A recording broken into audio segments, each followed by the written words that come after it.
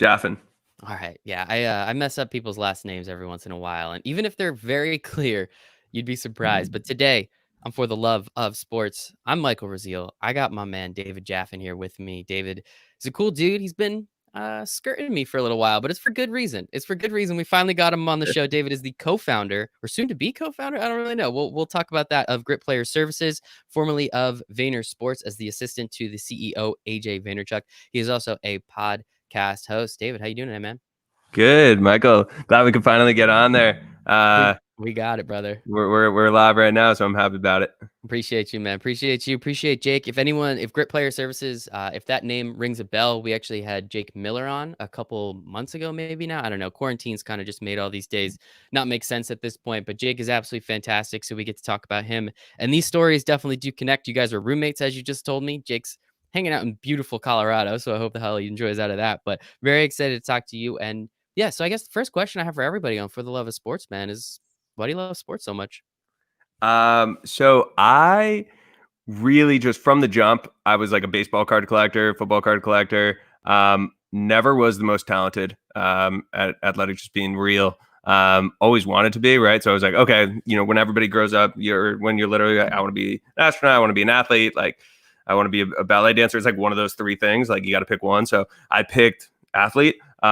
Then realized I was one of the worst athletes on my team.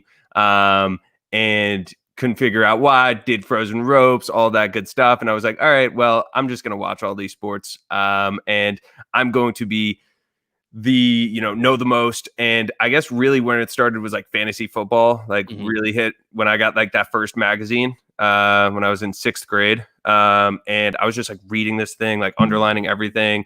And I was like, I'm just going to win our fantasy football league because that's what I can control. I can't control I can't control my product on the field, but just athletically, I wasn't there. And was a 3-time in a row or 4-time in a row fantasy football champion. Not to brag, but I actually lost. That's a funny story. I actually lost my middle school friends because of that. Jeez. Because I won and they just were, I that's my fault. I was kind of being a dick about it, but it's a funny story. Yeah. That's an interesting story. I mean, thankfully you're well out of middle school now. Hopefully, you might. Yeah, I got my friends back. Yeah, I was gonna say, hopefully you were able to connect with them. And hey, man, I mean, how old are you at 6? Like 11 years old, maybe? We're kind of weird at 11. I can't really blame you too much there. And it sounds like the competition, on the field, you really wanted to be good. Unfortunately, kind of sucked. I wasn't very good either, so I don't mind saying that.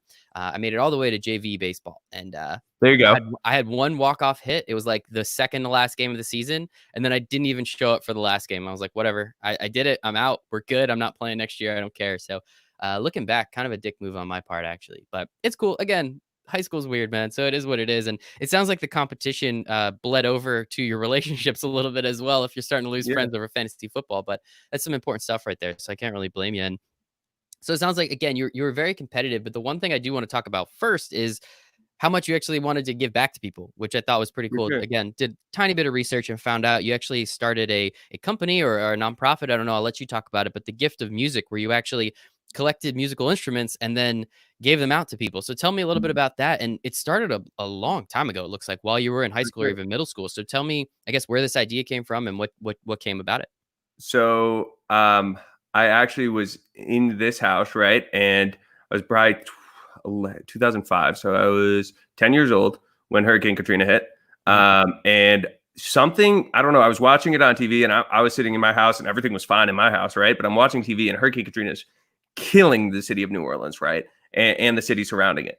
And something came over to me and I was like, I need to do something, right? And at that time, I was 10 years old. There's not much I can do at 10 years old. So I took my Jordan shoebox that I had, took a knife, cut through it, and went down to the community, like where everybody was hanging out. There's a little area. And I was like, hey, I'm raising money for the Hurricane Katrina, right? For Hurricane Katrina survivors, right? I think I got probably like $4 or whatever it was, like something tiny. But for $4 at like 10 years old is like, yeah, that's funny. You're like 10% the way there to like a new video game or something. Yeah, right. So, love that math. That's some good math too. That's how I right there, quick math guy. How much was a Pokemon card pack? Like $7, I think. Yeah, exactly. I'm already there to that, right? But yeah, so pretty much so to back up, I grew up playing the trumpet. While I wasn't a good athlete, I loved playing music.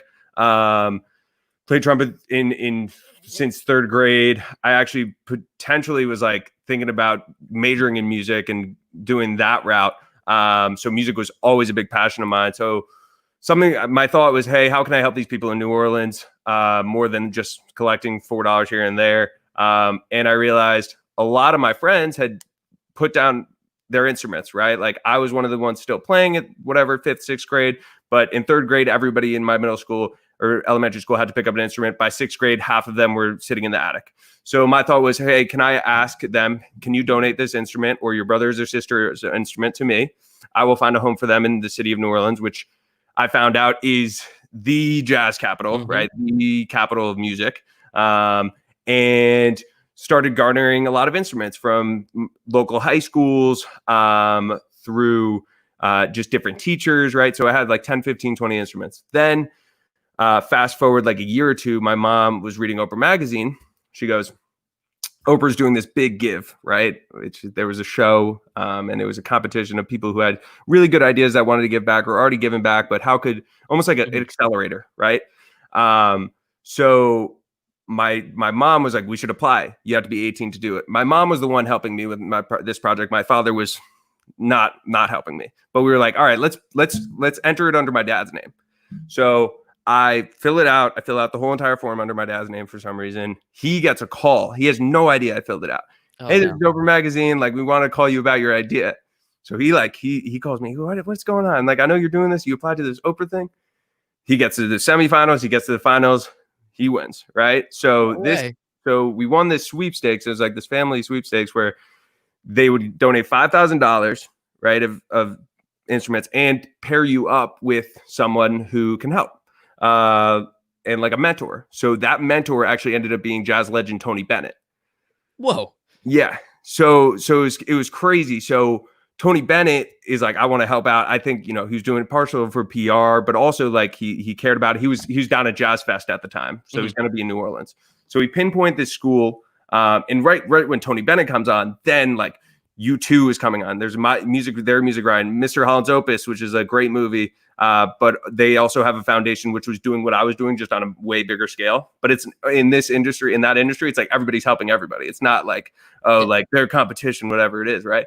So they're saying, there's a school, Kip Believe, in New Orleans. And we combined a donation of over 100,000 instruments or $100,000 worth of instruments to this school, this charter school in New Orleans. And we flew down there and they put on a show, the middle school kids, for me and Tony Bennett.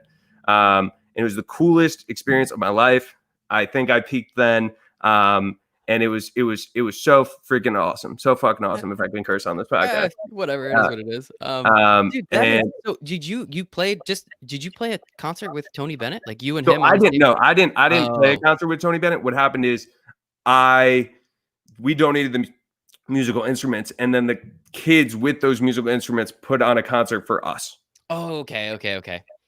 Would have been pretty cool the other way around too, but it's still I would have been down, but that moment was so like I showed like I made a difference right at that age. Like, I was like, oh wait, I can actually do something cool. And that was awesome. And got to meet Tony Bennett, got to meet his wife.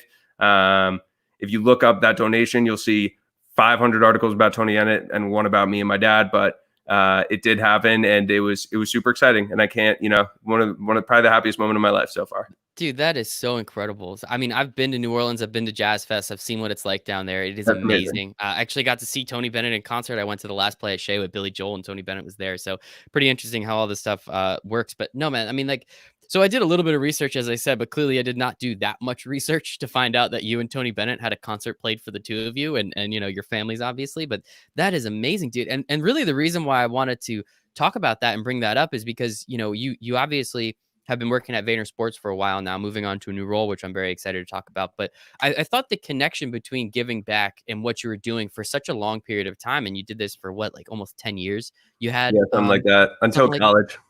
Until college. All right. Yeah. Things happen, obviously. Yeah. But I just think those opportunities to give back, everybody, you can find them if you look for them. Right. And 10-year-old Jaffin, 10-year-old David was like, hey, I can do this. Let me go raise enough money. Maybe someone else can get that pack of Pokemon cards or a video game. And then you kind of came up with this idea, and you rolled with it. And shout out to your dad for playing along. I guess that's pretty cool. I'm sure he was Shout out, pretty real cool. shout out to my mom, honestly, Her because too. like she was helping me with the logistics of this project. Like it's just so cool, man. And as you said, you were able to make such an impact with these kids down in New Orleans again after everything that happens Yeah, in such a way too that hits them close to home, right? Like it's a city yeah, of music, right? You walk around New yeah. Orleans, that's all you hear, and now you're giving all I these kids that opportunity. I think it's I amazing. just before we move on, like I love the city of New Orleans so much, right? I'm a massive Saints fan. That's the reason Oh yeah. behind it. So and I actually just so recently my girlfriend just graduated from Tulane, but she actually was down in New Orleans, right? So it was cool. I got to see my girlfriend go to visit New Orleans, and I actually went back to the school this year and just spoke to the kids and saw the teacher who I donated to. So that was really like a full circle, like awesome. And they built a whole new school. The school is awesome compared to what it would look like before. Like Mhm. it's unbelievable. So That's really glad awesome, to dude. see the progress. That Congratulations. they took. Kudos to that, dude. That is just so cool. Just finding that opportunity, running with it. Yeah, shout out to your mom, shout out to your dad, shout out to Tony Bennett. Like Shout out at Tony what Bennett. point, like looking back on it now, as you said, you might have peaked like 10-year-old you. Did you have any concept of what the hell was going on? Or No, you were just like, this is kind of cool. Oprah, Tony Bennett, yeah, you too. This is literally, fun. like no, I had no cool, like no idea it was like what was going on. Like Yeah. I was like, this is awesome. Like this must happen to everybody. Yeah, right. Exactly. Like this is really cool. But I didn't until like later. Mhm. The older I get, I think the cooler it gets. Oh my god, yeah.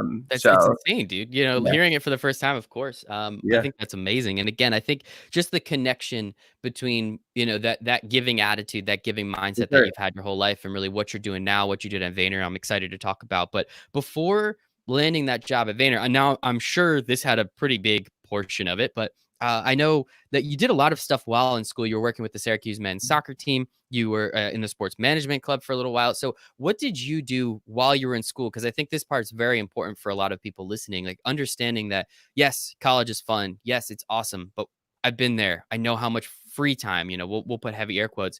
There's a lot of time that you can sit around and do nothing, or there's some time that you can actually put yourself to work with. What did you do while you were in school, and how did you set yourself apart so that way when this opportunity with Vayner comes up, it's a no-brainer that they're going to take you? For sure. I think one was so I went to Syracuse, go Orange. They had a good sport management program, and like you said, like how I like sports, like had no clue what I wanted to major in. And then I saw that sports management was an option, and I was like, all right, well, that's a no brainer. Like I have to do that. Like I don't know what else I would do on this list of 125 majors. So I went there, and I think the biggest thing I took from college personally was like just getting to know myself, like realization of what I'm good at, what I'm bad at, like my interpersonal skills, talking to people, etc. So that was something that I definitely took out of my 4 years, because while I don't think like in the classroom like that much applies to the sports field, like real world experience, like Mhm. I still don't regret going to college because I wouldn't have been myself, right? Like I Mhm. wouldn't have learned so much about myself and been ready to work at Vayner and be an adult and take care of myself and learn to like be independent. So that's one thing. Two, I think just like meeting as much people. If you want to go into the sports industry, going to a big school is, I think, the way to do it, because you have those resources, right? So instead of going to that small liberal arts school, go to that Syracuse, go to that Michigan, go to that Alabama, go to like whatever it is, like, because you can get involved in their football department. And that if you got involved in Alabama football department, that's the best class, the most like valuable class that you're going to take versus sports and business 101. Like it's like you're really going to deal with the players, you're going to deal with the event, like all this stuff. So that'd be one thing I'd say. And then yeah, I think just getting your foot into the door as many opportunities are present, right? Like sport management club was one thing, and like I really wasn't involved with it until like my junior year, and then they were doing exec elections, and I actually came to that one, and they were like, does anyone want to be vice president of administration? And nobody raised their hand, and literally no one. I was like, I'll do it, and they're like, all right, cool. Like, and that's You're like hired. that's something you can put on your resume, like working for the soccer team, like just little things where it's like you can put on your resume. So when you leave, you can be like, all right, I did this, right? So whether it was the ice hockey team, the men's hockey, the sport management club, the So you were all over the place. You were Yeah, just kind I of guess the biggest running internship around. that I'll touch on it real quick, and with this giving back thing, is I wanted to figure out a way to combine my love of sports and giving back, because I realized how powerful that made me felt with the Tony Bennett experience, but like I still wanted to surround myself with sports. So I did an internship when I was in Florence with refugees, and Wow. it was combining refugees and integrating them to Italian culture through sports.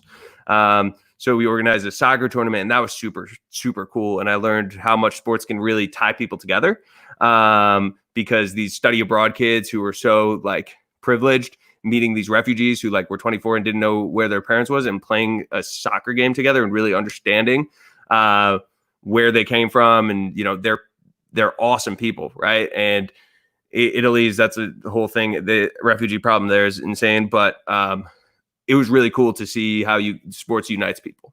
It, So it's so those were like kind of the experiences in college that let me mhm. take that next step. And I think it's very impressive. You know, obviously, again, the giving back. It sounds like this is going to be a huge theme throughout. Again, knowing what you and Jake do, what Jake has built over at Grit Player Services, and understanding the concept of what he's working on. Again, it just kind of it all makes sense. And I think you know you bring up the point. I mean, before you talk about how sports kind of drove you and your friends apart, but it's also the great equalizer, right? It also brings people together. If you're an NFL fan, we immediately have a conversation we can talk about. If you're a Giants fan, now we're friends, right? If you're a Yeah. Mets fan, we're going to commiserate together, because what does misery love? Being a And you Mets fan. speak a language Hmm. that others don't. Right. So if me and you are Giants fans, or I meet another Saints fan, I could talk to him about that 2002, whatever, 2005 game where Aaron Brooks threw a backwards pass and we're, whatever. Right. Anyone else doesn't understand. So like you said, it's a connector. It's pretty incredible what it's capable of doing.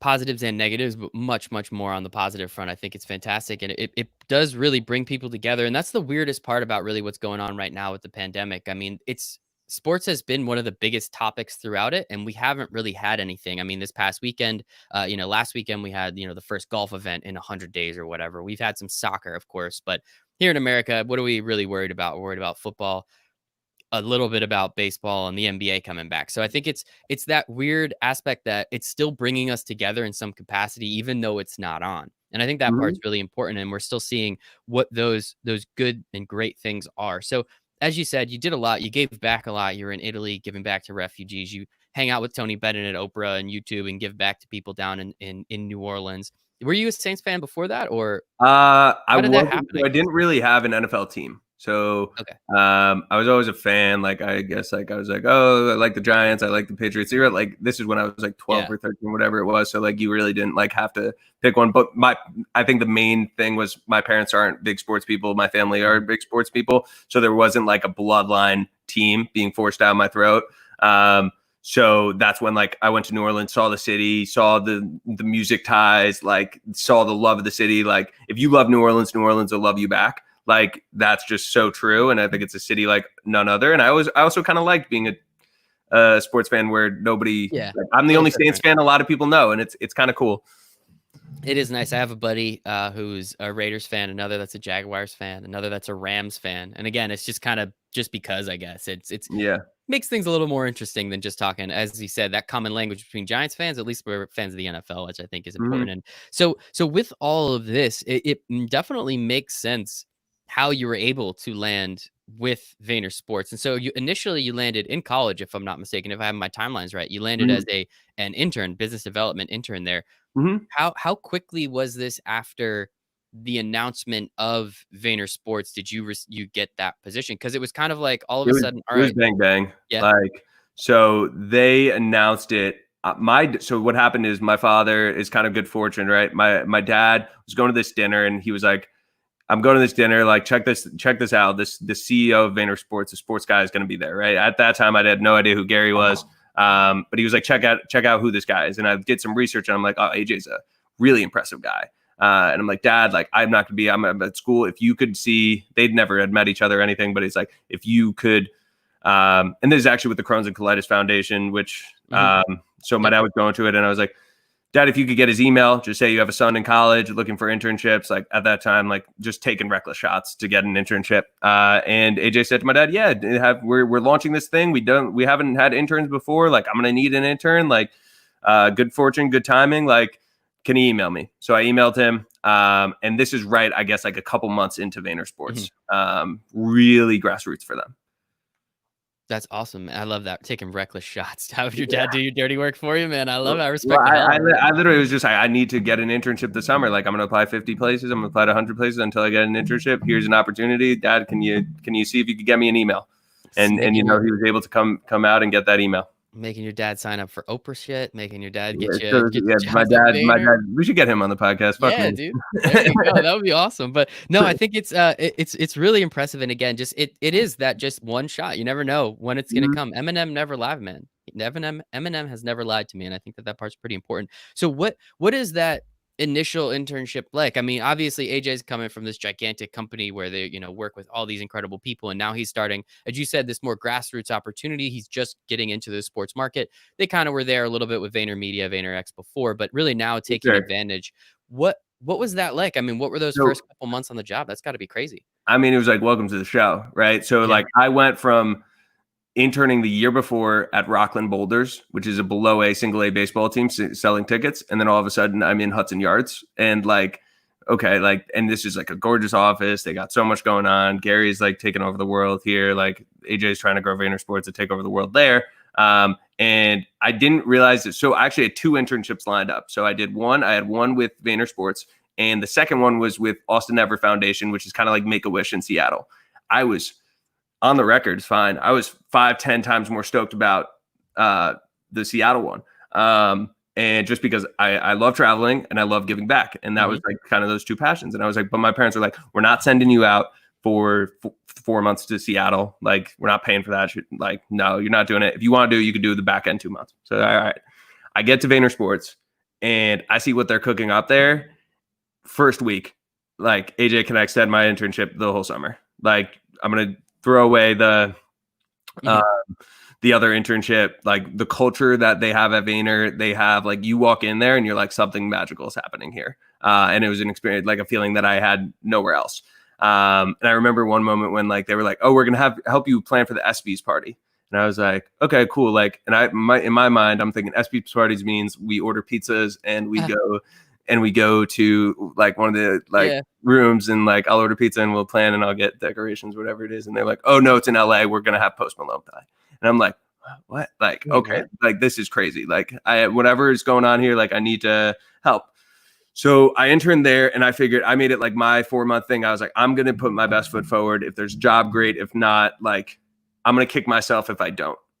So I'm working there. Jake comes along. Me and Jake, we can talk about it after, but me and Jake actually hated each other because we were like, we were like intern dueling. The competition factor was kind of like, okay, like I need to one up him. He needs to one up me. Right. There was 2 other interns and they were great, but they were much younger and didn't have like, they were like not doing it for a line on the resume, but like just less bought in, didn't want to stay in the office past 5, whatever it was. Right. And me and Jake were going after each other, whatever it is. So we end up going to that internship was great. And one of the biggest clients at the time was Braxton Miller. And we put on his camp. And I remember my direct boss at the time was like, do you want to, like, we can only bring one of you guys out to this camp. Do you want to play bubble hockey for it? And me and Jake look at each other and we're like, I don't want to play this guy in bubble hockey to go to this camp. Like, and I'm like, Jake, like, I don't really know you, but like, I have a car. Like, I live in Westchester. Like, you want to drive to Columbus? And we drove out to Columbus, put on the camp, and thank God we were there because the camp was so understaffed. Or else the camp, like, that's a great story for another time. But yeah, the internship was great. And I got to meet Jake and got to meet AJ and all those guys. So it was a good experience. Yeah, Jake did not bring up the fact that you guys disliked each other. I knew you were kind of shooting for the same job. Like, he never really alluded to that. He always made it sound like you were great friends the whole time. The first 2-3 weeks, we were not. And I think it was unsaid. And then we started saying, we're like, when we're doing stuff like this, I was like, we got to tell people we hated each other. Like, it's too funny. Like, it's way too funny. And so, yeah, that was it. And I guess you want me to just keep talking about the No, so you beat Jake out for the job, yeah right? Like you land at Vayner. We know Jake's story yeah again. If you haven't heard it, go back. He's a few episodes ago. But Jake then eventually goes and he starts his own thing with Grip Player Services. You hang out at Vayner, so now you're the assistant to the so CEO. I think I have written down content manager. So yeah, keep rolling yeah with the story. so essentially I get the job, and I remember feeling like a little imposter syndrome, to be honest, because like Jake worked just as hard, if not harder Mhm. than me. Jake's What like what set literally you the guys? best. What set you guys apart? Like I'm So curious, like the why they reason picked why you. I think I got the job over Jake was that one, he was going into law school, I think, or Mhm. not law school, or sorry, he didn't go to law school, graduate school, Grad school. and I was going back for my senior year at Cuse, and Jake needed a job like ASAP, right? Just for money purposes, and I was going back to school, and I was like, AJ, like I will intern throughout the year. So I was interning for free, probably putting in 10 to 20 hours of work a week from school. And I think that was kind of, and also the fact that I was already New York based, like I could live at home for a little bit. Like there was a couple different factors on why I think I got the job over Jake. But I guess there was a little part of me where I was like, Jake deserves this just as much as I do, if not more than me. So like, it was kind of like, I've told him and he was super happy for me, but it was like, it sucked that there wasn't two positions for us. And so with Grip Player Services, and I don't know how much he got into it, but like me and Jake were staying in touch, like, and kudos to him for like literally being like not jealous at all, like Mhm. literally just being like, good for you, so happy for you, like stoked, right? And we continue to be friends. He was at the MLS Sales Center, and I was starting at Vayner, and there was a guy by the name of Josh Martin, Mhm. and Josh was a Jets player, and I was doing his content manager day to day. And that means putting out posts, making a content plan, and it was a lot of work. And I went to AJ and I said, Josh needs someone full time. I don't have the bandwidth to do all the VaynerSports stuff and the stuff I'm doing for you, and do Josh's stuff. So he's like, who do you think would be good? And I was like, first mind came to mind, Jake Miller. So I told AJ, and AJ was like, yeah, Jake, I think Jake would be really good at this. We speak to Josh speaks to Jake gets hired. So that was like kind of, I guess, the birth of Great Player Services. And so I want to pause there for a second because You're again, good. this stuff does not happen. This is like movie script kind of shit, right? Like Jake doesn't get the job, but then what you do and what you and AJ are able to do is help him create his own company. And Yeah. then eventually you go and start working for that company, working with him, being a co-founder, as you said. So it is like that's some full circle stuff that like all these conversations I found always come full circle, but that's another level, right? Like Yeah. that's not supposed to Crazy. happen the way it does. It's crazy. So he works with Josh, and he's doing a good, and I knew Jake was gonna do a killer job for him. So Jake's working out in Denver, and then my apartment, I moved to New York City, and we have like this extra room, and I'm thinking, and I'm like, Jake's like, I'm thinking about moving to New York City. I'm like, wait, we have this extra room. Like, speak to my roommates. It would lower our rent. Like, Jake's a good guy. Like, they knew him. Like, so they're like, yeah, I'm down. I'm down to have Jake. So lower our rent, get Jake in the apartment. And then Jake just, continue to scale his business, bring on Hakeem, bring on another client, like was up to like 3 clients at that time. And I think it was around Super Bowl and I guess I'll touch on the VaynerSports stuff a little bit just before I go in. But, for them, I was doing a lot of content manager stuff. I was running their Instagram pages. And one of my main jobs was just to grow this freelance department of people. So I have these relationships with graphic designers that are, 18 to 25, 30 years old, and just having them figuring out the best way to put out this content. So that's kind of the content background, which plays more into Grit. Mhm. So back to, I'm getting a little lost here. So I want to talk about the Vaynerchuks for a second. For sure. Before we move on to Grit. I mean, as you said, you get in there at 2017, if I'm not mistaken, and Mhm. that's really at least that's what I think that year or the year prior is really when I started to notice Gary Vee, and I'm not the internet, so I can't say that's when he popped off, but that's when I started to notice what he was doing, what he was putting out. Obviously, he would tag his brother AJ in a bunch of stuff, but AJ wasn't as flamboyant, I guess we could say, on the internet and really like putting himself out there nearly as much. Now, obviously, I've spoken with AJ a few times and understand, what he does and why he does it. But what was it like? I mean, working directly with the Vaynerchuks and especially at that age, such an impressionable age, Yeah. and noticing like now Gary's really starting to take over the world in some capacity when it comes to his online persona. One, I realized from the get go, I was like, this is what hard work looks like. Like I had no idea what hard work looks like, Mm-hmm. like at that age. And just to see the way that AJ operates, and it was a blessing to work under him for 2 years and just see like one, not only how efficient he is, but two, how he's super efficient and is a good dude at the same time. Mm-hmm. And that's a balance that like it's hard to balance those things, like work really hard and be a good guy and be a good father and all this stuff. So was able to definitely see some of the things that he was able to do. And they grew VaynerSports over the last 2 years to 40 clients. And, VaynerSports has a lot of juice right now. They're going to do really, really big things in the next year. But it was really awesome just to work underneath him and see, how that guy works. And I think it's even more impressive because, as you said, you were there for a few years, and the relationships I'm sure you were able to make, not just on the freelance side, but on the sports side, right? Like within Mhm. all these companies, for the brands, for the athletes, and really, that's how Grit got its start. Was you guys had a client that you needed to get help for, so then you ship them off to not ship off, of course. You bring Jake on to start helping, and then again, Grit gets created essentially. And so I guess like you brought it up before, like meeting people, getting your foot in the door. What was that aspect of it like, understanding? And I guess at what point did you understand that? I mean, you kind of had a magical key to open up pretty much any door at that point, and you could kind of go wherever. You could essentially drop their names. I'm assuming, you tell me, Yeah. and those conversations are a lot friendlier, and you can have many more of them as well. Yeah, I mean, I think just the best way to describe it would be cold calling about Rockland Boulders uh, tickets. People were not the nicest to me, to say the least. And then when you are opening up conversations with a brand or someone else in sports, and you drop the VaynerSports, those are completely different conversations. They're just so passionate and happy to talk to you, and people like just Gary's name is like, okay, it touched it's gold, right? Like, he's done an amazing job of growing his business. But that was, I guess, the main differentiating factor. And people were just willing to hear from me and like talk to me. And I'll forever be grateful for, the experience that I had there.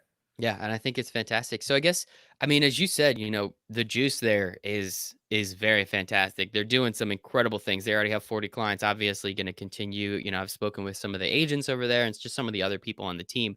And it just, as you said, the culture, everything there is just incredible.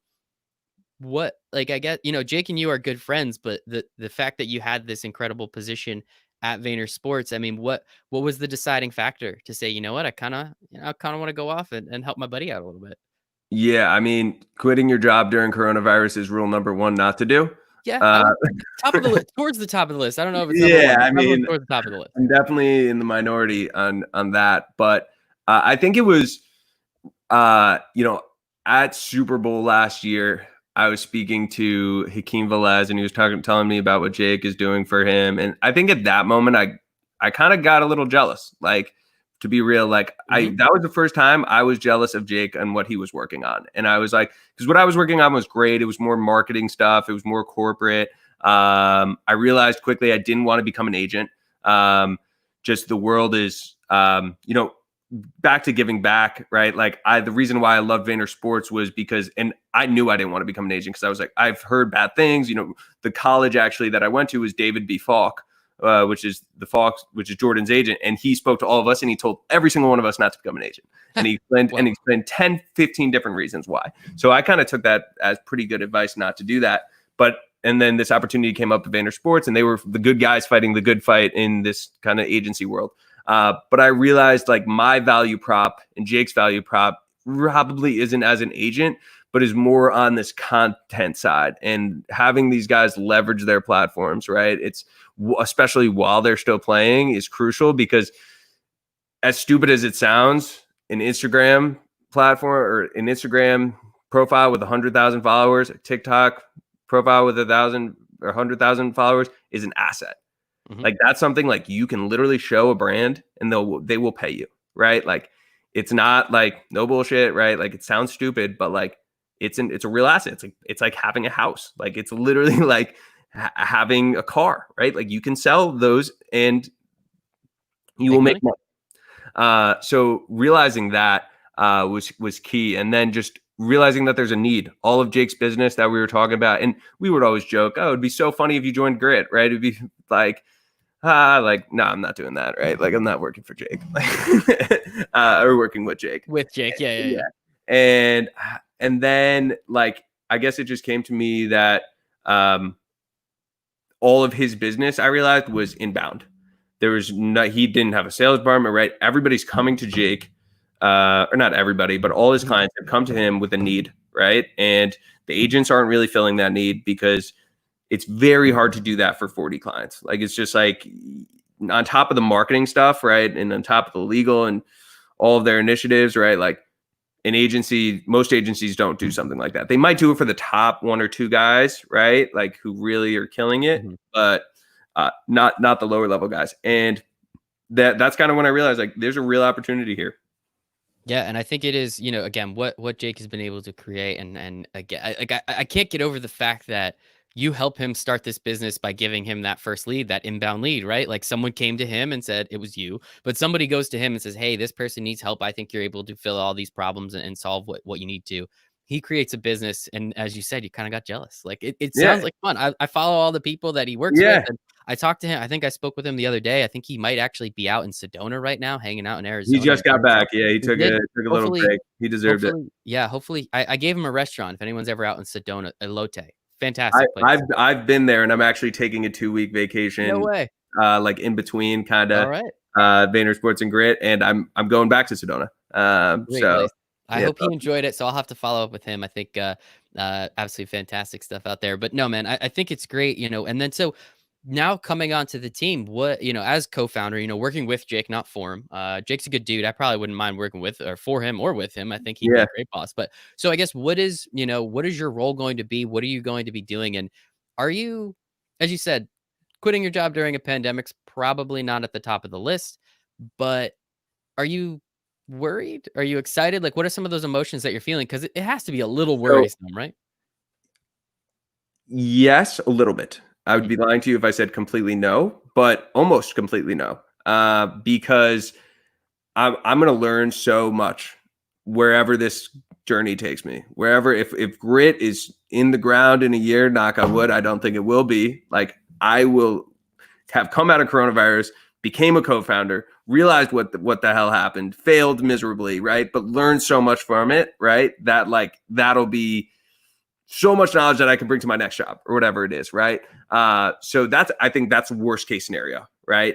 And then best case scenario is kind of like, hey, like I can grow this, I can scale this, I can be my own boss. Like luckily, like I figured now is the best time to do it. Like I'm 24, turning 25 next month. I don't have kids. I have rent to pay and I have to eat food, and that's it. Like I'm somebody who, and given the name Grit, I guess, but like me and Jake are people who don't live this fancy kind of lifestyle. We don't like spending lavish money on clothes and all this stuff, given my Mickey Mouse thrift store hoodie that I'm wearing right now. Like, we want to keep our margins as slim as possible. And we believe that if we do that, like we will be successful with it. So, it's kind of like jumping in the deep end and seeing what's going to happen. But, I'm stoked about it. I'm not that scared. I mean, like it's obviously a little bit like, it's like, whoa, like you're leaving your steady job to work for yourself. Like that's weird or cool, whatever you want to think it is. But yeah, like just to answer your question, like I'm excited, and the worst case scenario is not that bad. Yeah, worst case scenario, you go get another job, right? Like it's really not as long as you have enough money saved up to pay your bills for a little while, you're Yeah, probably going to be fine. yeah, And Jake's brought on a bunch of people now. I know there's some yeah. MLB guys that he has on, obviously a couple NFL. I We mean, I think it's fantastic. we recently brought on a baseball player by the name of Xavier Scruggs, Mhm. who's wants to like improve mental performance. He'd be great for this podcast too. But also, where AJ actually came on as a client, which is awesome. No way. So really full circle with that stuff. Like we're going to Wow. be helping him with some admin duties as well as branding. So the VaynerSports store is still kind of open. So we're trying to scale this thing. And I guess for day to day, like now responsibilities, like one of the bigger is assisting in all the clients we have and making them happy and keeping them happy. But two, I guess where we see a big opportunity is with name, image, likeness changing in college sports. We really think it's the Wild West. I mean, talk about like, it makes no sense why they weren't able to monetize their likeness, right? Because it's like me and you, like when I went to college, like I could have started a YouTube channel, but wait, why can't the quarterback of the football team, right? Mm-hmm. So them Oh, well, being, we know why though. Let's be honest. we, We we are know, very, very, we know know why, but it makes no exactly. logical It sense. makes zero sense. Yeah. So especially because they're providing the university way more value than I did, right? So for them to have like some of their rights revoked is just crazy. But anyway, like really like excited about that because it's going to open up a whole new door. Like really think that even the women's gymnastics team like can make a lot of money. Like if they win a national championship, right? Like, or even if it is that $500 deal, $250 deal, like that's a lot of money for a college kid. Like, so those little deals are going to make a difference. And then on top of that, just I think it's going to be put more of an emphasis on personal branding, right, and more into that asset space. So we're looking at pitching colleges for our services to help. We believe that personal branding requires a personal touch. The same plan. Like there's so many branding books. There's so many master classes about branding, right? Like, but they're not centered towards one individual and like what their goals are. So if we can do that on a micro level for the colleges and for their student athletes, like we think that the one college that bets on us, we're going to create an awesome case study for it. Flows into recruiting, flows into these people, their athletes actually being more successful out of school. And this also ties into the giving back feature. So that's our vision. Hopefully we can get one school to sign up for that with us. We're only going to take one school. So that offers out there for any D1 ADs listening. But yeah, that's where we think there's a lot of opportunity and there's still a lot to be fleshed out. Trying to keep myself up to date with all these NIL rules and there's lawyer jargon and all that stuff. I'm learning a lot. I have this 50-page document right now from the NCAA waiting for me after this podcast to read through. Well, only a couple more minutes for me. No, man. I got time. I got time. I'm having a lot of fun. I appreciate it, brother. But don't worry, I actually only have a couple more questions. So it's only gonna take a little while longer. But no, when we get off, there are a couple people I think I can introduce you to that might get you a little bit closer to some of those colleges. So we'll see what happens there. But I just think again, just the fact that it comes full circle in multiple ways, as you said, you leave. Like, what's that conversation like talking to AJ? Is he excited? Is he saying, "What the hell are you doing, dude? We're on a rocket ship to the moon. Like, why would you get off? Like, why are you jumping off? We haven't even made it out of the atmosphere yet."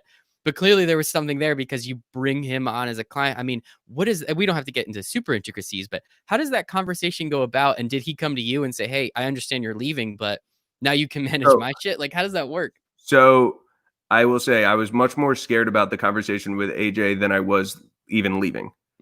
Oh, right? yeah, absolutely. So I had the conversation with him and the plan was actually for my assistant duties to be, I was going to be 2 years as his assistant. And then we're going to figure out a way to, whether it's in the marketing department, whether it's in esports or whatever it is, figure out another role for me.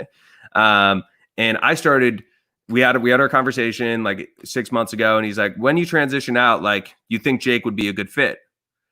And I was like, yeah, I think Jake would be an awesome fit, right? Like as like an admin kind of branding role. And then my wheels started to get turning and I'm like, wait, like, Jake's about to bring AJ as a client, right? He needs to like, and he spoke to me. He's like, I'm going to need help. Like there's. So AJ, just to clarify, AJ was already going to become a client of Grit before you even went on to move. Correct. Okay. Correct. He was going to become a client under Jake as like kind of this admin branding role. And then I was working in more marketing and I didn't love the marketing side. I didn't love getting those $500 deals. And then I spoke to him and like, I was like, wait, I think I'm going to join Jake. And I mean, he was ecstatic about it. He is someone who's an entrepreneur and it would be, weird for him to not say he all is about him. And he said him and Gary are all about their employees, starting their own thing and going on their entrepreneurial journey. Because that's the way the Vayners work. And he was stoked for it. And we're ready. You're ready to bring him on as a client. And the conversation went, better than expected. Best it could have gone. And he was happy about it because he doesn't need a transition assistance. Yeah, right. So that's awesome, man. I just think again, I love full circles, and the way this conversation has gone is pretty impressive. So you're gonna be you're looking for colleges. You bring up esports. Is that a division or an area that you guys are trying to get into? Like, what are some of the other goals that you guys have? Esports is something that is going to win, but I have not. I'm way more bullish on the NIL stuff just because it intrigues me more. But I mean, I also think the Grit Player Services, the business model could change, right? There's going to be different needs in sports, and I guess our overarching goal is to fill those needs in the sports industry, right? So it's 5 to 10 years, we could be doing something completely different. Today, the need that we can fill are these content roles and branding for individual athletes as well as for the NIL. That's where we see the most opportunity. That's not to say in 10 years, Grit might not have an esports division, right? Who knows, right? I don't want to leave any page unturned there, but yeah. I respect the hell out of it, man. David, this has been absolutely fantastic. David Jaffin, co-founder of Grit Player Services, formerly of VaynerSports. Oh, we didn't talk about your podcast. Let's talk about that for a second. You have a pretty damn cool podcast. You want to say the name? Why don't you say the name of it? Okay, it is called "How the Fuck Did You Get That Job?" You can bleep me out if you need to. Yeah, we're live. I couldn't care less at this point. We're live. How do you when did you and Jake run the podcast together? You started it pretty recently. I mean, was this started because of or during quarantine, or did you already have this idea before to start talking to people? We had the reason behind it? Right before. We had the idea right before, and we thought it was a good idea. We were like, hey, originally me and Jake were going out to just coffee or breakfast with one industry professional in the sports field. In the city, obviously that can get a little expensive. But it was definitely just beneficial for both of us to learn and meet these people. But then we figured, okay, this is a more scalable way to do this podcast, bring more value, right? People get to tell their story, right? People love cheaper, much cheaper, $15 a month. It's cheaper, it's easier. So we started doing it, and right when COVID hit, I mean, it was a perfect timing for it. I've been saying this to a couple of people, but the power of a cold email, I believe, is 5 times more powerful today than it was 12 months ago or before COVID, just because people aren't really doing much. People aren't going to happy hour with their friends. People aren't going to dinner with their significant others, right? So people are more willing to pick up the phone. So the main reason for the podcast was, one, out of a selfish reason, just to network with these people and bring a value prop. And then 2, really learn about these stories from different people in the sports field, in the media field. When you're a doctor or a lawyer, right? A lot of those people have similar stories. They went to law school, they went to medical school, etc. But the director of social media at Complex, that person's got a different story than the head of social media for Overtime, right? Shout out Overtime Tom. But yeah, I mean, they have completely different stories, and it's super exciting to hear what they have to say and how they got to the point where they wanted to be. And I thought, for somebody when I was in school, I would have loved this podcast. I would have loved to hear how that person got their job, because then maybe I can take bits and pieces of advice from them and intertwine it in my own life. Yeah, and I love it because it's pretty much exactly what I do as well. So we're on that same page. So I think it works out pretty damn well on how we're all about the storytelling, getting to understand other people's experiences, and hopefully someone can take that information and utilize it. So I think what you guys are doing is awesome.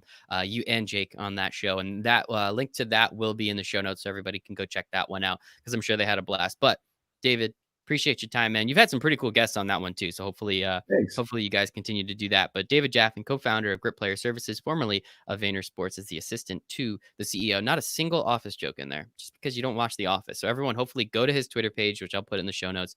Ravage him about not watching The Office, and maybe we'll get him to do it one of these days. Maybe I'll do it, and maybe I'll live stream it. All right. Appreciate it, brother. Thank you.